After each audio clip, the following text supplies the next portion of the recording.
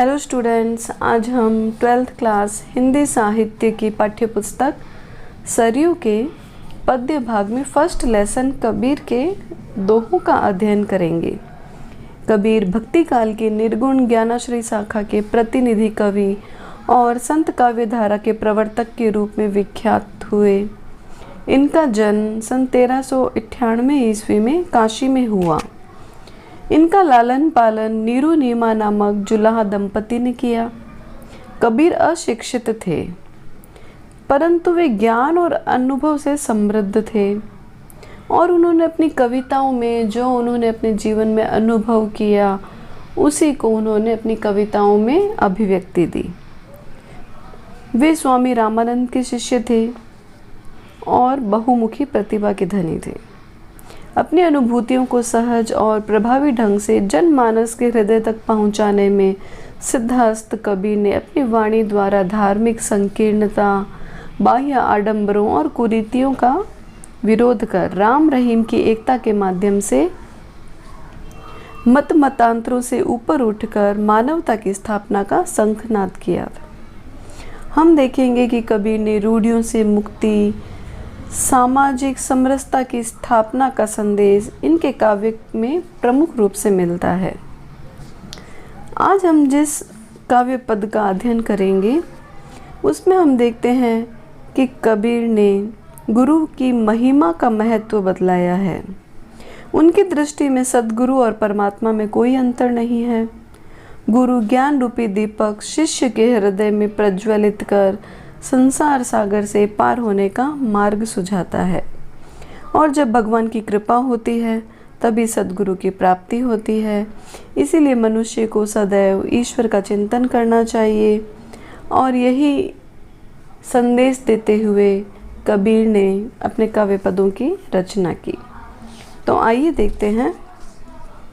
गुरु गोविंद तो एक है, दूजा यहू आकार, आपा मेट जीवत मरे तो पावे करतार। इस दोहे में हम देखेंगे कि कबीर ने यहाँ पर गुरु और गोविंद की एकता का प्रतिपादन किया है। गोविंद अर्थात ईश्वर, आकार अर्थात शरीर, आपा का अर्थ होता है अहंकार, करतार अर्थात ईश्वर। तो कबीर कहते हैं कि गुरु गोविंद तो एक है, अर्थात गुरु और ईश्वर दोनों एक ही है। दूजा यहू आकार, सिर्फ उनमें आकार का अंतर है, अर्थात शरीर के स्वरूप का अंतर है। आपा मेट जीवित मरे तो पावे करतार, अगर मनुष्य आपा मेट अर्थात अपने जीवन में अहंकार को मिटा देता है तो पावे करतार, तो वह सही रूप में सच्चे रूप में ईश्वर को प्राप्त कर सकता है। यहाँ पे कबीर ये कहना चाह रहे हैं कि मनुष्य जब अहंकार को मिटाकर जीवन जीता है तो वह जीवित रहते हुए भी मरे हुए के समान है, क्योंकि उसकी जो इच्छाएं हैं, तृष्णाएं हैं, उसके मन की जो लालसाएं हैं वो उत्पन्न नहीं होएगी। और ये सब जो हमारे मन के अंदर जो भाव है ये कहाँ से आते हैं? अहंकार के कारण जागृत होते हैं और व्यक्ति मोह माया में इन्हीं कारण से जो है लिप्त रहता है। अहंकार का नाश मनुष्य के मन की जो सारी बुराइयां हैं उनका नाश कर देता है और यह ज्ञान गुरु से ही हमें प्राप्त हो सकता है।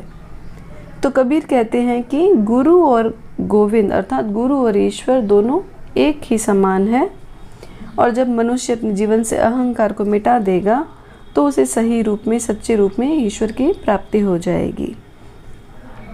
इसमें हम देखेंगे कि गुरु और गोविंद ग वर्ण आवृत हो रहा है तो अनुप्रास अलंकार हो जाएगा, क्योंकि जहाँ पर वर्ण आवृत होता है तो वहाँ पे अनुप्रास अलंकार होता है। फिर हम देखेंगे कि ज्ञान प्रकाशा गुरु मिला सो जिन बिसरी जाई, जब गोविंद कृपा करी तब गुरु मिलिया आई। इस दोहे में कबीर ने गुरु की महिमा का वर्णन किया है। प्रकाशा अर्थात प्रकाशित होना, जिनी अर्थात नहीं, बिसरी का अर्थ होता है भूलना, कृपा अर्थात कृपा। तो कबीर कहते हैं कि ज्ञान प्रकाशा गुरु मिला, कि जब मुझे गुरु की प्राप्ति हुई तो ज्ञान का प्रकाश हुआ। सो जिन बिसरी नाई। और गुरु से प्राप्त ज्ञान को हमें भूलना नहीं चाहिए। जब गोविंद कृपा करी तब गुरु मिलिया आई। और जब मुझ पर गोविंद ने अर्थात ईश्वर ने या राम ने कृपा की तब गुरु मिलिया आई, तब मुझे मेरे गुरु की प्राप्ति हो गई। अर्थात ईश्वर की कृपा से ही सद्गुरु से हमारा मिलन हो पाता है। तो यहाँ पर हम देखेंगे कि कबीर ने इस दोहे के माध्यम से गुरु की प्राप्ति और ईश्वर की कृपा का सुफल बतलाया है। अर्थात ईश्वर की कृपा से ही हमारा जो है सद्गुरु से मिलन हो सकता है। फिर हम देखते हैं, पीछे लागा जाई था लोक वेद के साथी, आगे थे सद्गुरु मिल्या दीपक दिया हाथी। इस दोहे में कबीरदास जी ने बतलाया कि गुरु द्वारा ज्ञान रूपी दीपक से शिष्य जो है वो सांसारिक बंधनों से मुक्त हो जाता है। लोक वेद का अर्थ होता है सांसारिक और वैदिक मान्यताएं। दीपक अर्थात ज्ञान रूपी दीपक। तो कबीरदास जी कहते हैं कि पीछे लागा जाए था लोक वेद के साथी, कि जब वह भी अन्य सामान्य लोगों की तरह सांसारिक और वैदिक मान्यताओं अर्थात लोकाचार बंधनों में बंध कर भटक रहा था। कहने का भाव यह है कि कबीर कह रहे हैं कि वह भी जो है सांसारिक मान्यताओं में बंधनों में जो है इनके पीछे पड़कर इनके और इन्हीं में जो है बंध गए थे। आगे थे सद्गुरु मिल्या दीपक दिया हाथी, लेकिन तभी रास्ते में उनको क्या हुआ, उनको उनके सामने जो है गुरु मिल गए और उनके गुरु ने क्या किया, दीपक दिया हाथी। और उनके गुरु ने उन्हें ज्ञान रूपी दीपक जो है वो दिया।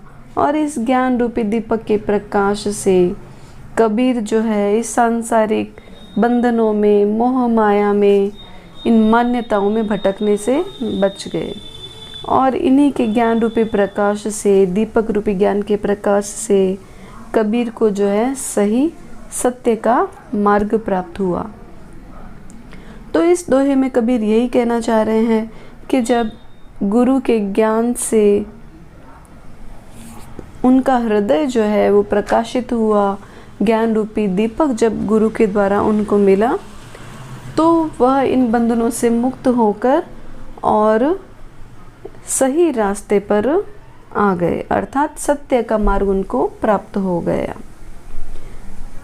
तो इस दोहे में हम देखेंगे कि कबीर ने लोक और सांसारिक जो मान्यताएं हैं, रूढ़ परंपराएं हैं, अंधविश्वास है, इन पर कबीर ने व्यंग्य किया है। फिर हम देखते हैं, बूढ़ा था पे उबरा गुरु की लहरी चमकी, भेरा देखा जर्जरा उतरी परे फरकी। इस दोहे में कबीर ने गुरु की महिमा का वर्णन किया है। बूढ़ा अर्थात डूबा हुआ, पे का अर्थ होता है परंतु, उबरा अर्थात ऊपर आना, लहरी अर्थात लहर या ज्ञान की तरंग, चमकी अर्थात प्रकाशित होना। तो इस दोहे में देखते हैं कि कबीरदास जी कह रहे हैं कि बूढ़ा था पे उबरा। कबीरदास जी कह रहे हैं कि मैं जब बूढ़ा था अर्थात सांसारिक विषय वासनाओं रूपी समुद्र में डूब रहा था, लेकिन क्या हुआ, पे उबरा गुरु की लहरी चमकी, किंतु गुरु के ज्ञान रूपी लहर जो है वो प्रकाशित हुई और उस गुरु की ज्ञान रूपी लहर ने मुझे सावधान किया और वे उबरा अर्थात विषय वासनाओं रूपी समुद्र में डूबने से बच गए और वह उबर आए अर्थात ऊपर आ गए। भेरा देखा जर्जरा उतरी पड़े फरकी। भेरा देखा जर्जरा उतरी पड़े फरकी। भेरा का अर्थ होता है बेड़ा या एक पट्टेदार नाव। जर्जरा अर्थात जीर्ण शीर्ण या बहुत पुराना, बहुत ही टूटी फूटी अवस्था में होना। फरकी का अर्थ होता है शीघ्रता से। तो अब कबीर कहते हैं कि भेरा देखा जर्जरा, कि जब गुरु के द्वारा दिए हुए ज्ञान के प्रकाश से कर्मकांड रूपी उन्होंने बेड़ा देखा, अर्थात कर्मकांड रूपी एक नाव देखी। और वह नाव कैसी थी? एकदम जर्जर जीर्ण शीर्ण थी, उतरी परे फरकी।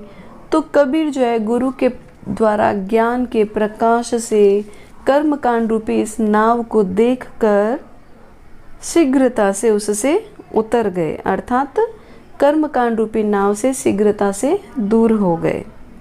तो कबीर का यहाँ पर कहने का आशय यह है कि गुरु से ज्ञान प्राप्ति होने से वह जो है सांसारिक मोह माया से आसक्ति से उनको मुक्ति मिल गई, दूर हो गए वो इन सब से। फिर से इसका अर्थ एक बार जो है आपको समझा देती हूँ। बूढ़ा थे पे उबरा गुरु की लहरी चमकी, कि कबीर जो है सांसारिक विषय वासनाओं रूपी समुद्र में डूब रहा था, लेकिन गुरु के ज्ञान के प्रकाश से वह इस विषय वासनाओं रूपी समुद्र में डूबने से बच गए, उबर आए, अर्थात इससे ऊपर निकल आए, बाहर आ गए। भेरा देखा जर्जरा उतरी परे फरकी, और गुरु के ज्ञान के प्रकाश से कर्मकांड रूपी जो नाव है, जो बेड़ा है, वो उनको दिख गया और वह शीघ्रता से उनसे फरकी, अर्थात शीघ्रता से जो है वो उनसे उतर आए, अर्थात दूर हो गए। और इस तरह से गुरु के द्वारा जो ज्ञान का प्रकाश हुआ, उससे जो है कबीर इस सांसारिक मोह माया के बंधन से मुक्त हो गए। फिर हम देखते हैं, कबीर चित चमकिया चहु दिस लागी लाई, हरि सुमिरन हाथों घड़ा बेगे लेव बुझाई। इस दोहे में हम देखेंगे कि कबीर ने ईश्वर का स्मरण करने के लिए कहा है। चित्त का अर्थ होता है हृदय, चमकिया अर्थात चौंक जाना, लाई अर्थात आग, बेगे का अर्थ होता है शीघ्र, बुझाई अर्थात बुझाना। कबीर चित चमकिया चहु दिस लागी लाई। तो कबीर दास जी कहते हैं कि जब जीव को अर्थात आत्मा को अपने चारों तरफ विषय वासना रूपी आग लगी देखी, तो उस आग को देखकर चित चमकिया अर्थात उनका हृदय जो है वो चौंक गया। कबीर का कहने का तात्पर्य है कि जब मनुष्य को अपने चारों तरफ विषय वासना रूपी जो आग लगी हुई देखी उसने, तो उसका हृदय जो है वो चौंक गया। हरि सुमिरन हाथों घड़ा बेगे लेव बुझाई।